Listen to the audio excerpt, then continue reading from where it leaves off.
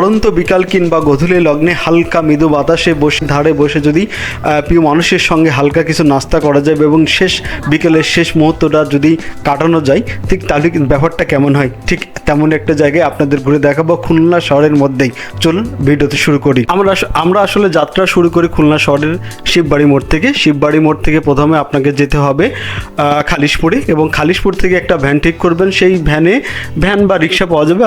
আমরা রিক্সা নিয়েছিলাম, রিক্সাতে 20 টাকা ভাড়া নেই, খুব বেশি পথ নয়। আপনি চাইলে হেঁটেও যেতে পারেন।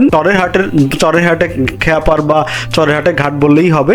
তো এই চরের হাটের যেতে 20 টাকা ভাড়া নেবে এবং খুব বেশি সময় লাগবে না। হেঁটে গেলে হয়তো আপনার 5 থেকে 10 মিনিট লাগতে পারে, তার থেকে একটু বেশি লাগতে পারে। যাই হোক, এই যে নতুন ক্যাফে, এটা আসলে নতুন ক্যাফে নয়, এর আগে এই ক্যাফেটা ছিল, তবে নতুন আঙ্গিকে নতুনভাবে গত বছরের শেষের দিকে এটা নতুন করে উদ্বোধন হয়েছে। এবং যাই হোক, আমরা পৌঁছে গেলাম। পৌঁছানোর পরে আসলে এই জায়গাটা খুব বেশি বড় নয়, তারপর আমার কাছে কেন যেন মনে হলো যে একটা স্নিগ্ধ পরিবেশ।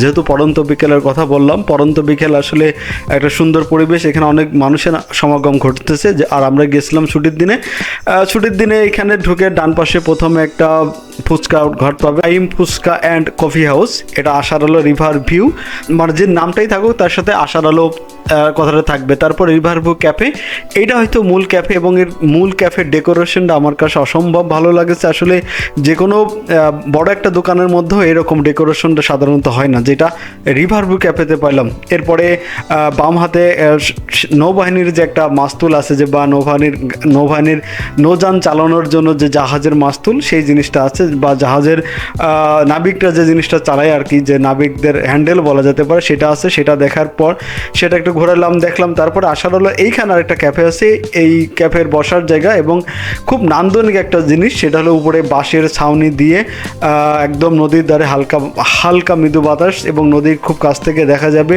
চারদিকে বেড়া দিয়ে, এবং যে ডেকোরেশনটা করছে একদম প্রকৃতির সাথে সংমিশ্রণ করে। এই কারণে হয়তো এই জিনিসটা আমার একটু ভালো লাগেছে, বা আপনাদেরও ভালো লাগবে এই টোটাল ডেকোরেশনটা দেখে।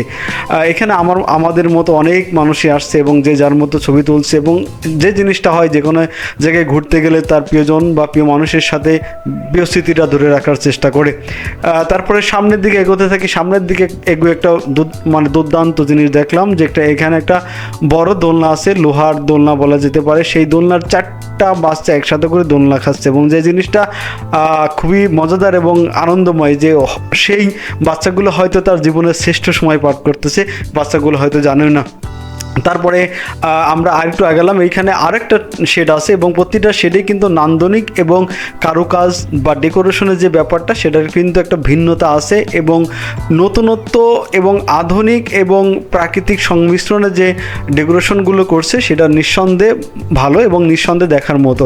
এবং এখানে যে যার মতো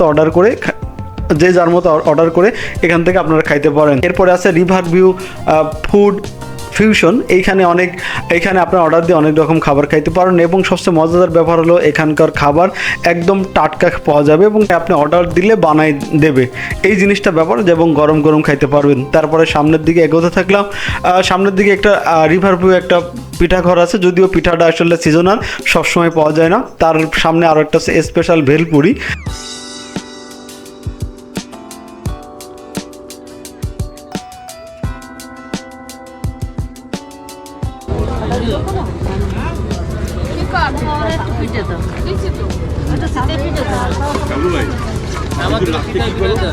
আপনি চাইলে স্পেশাল ভেলপুরি খাইতে পারেন।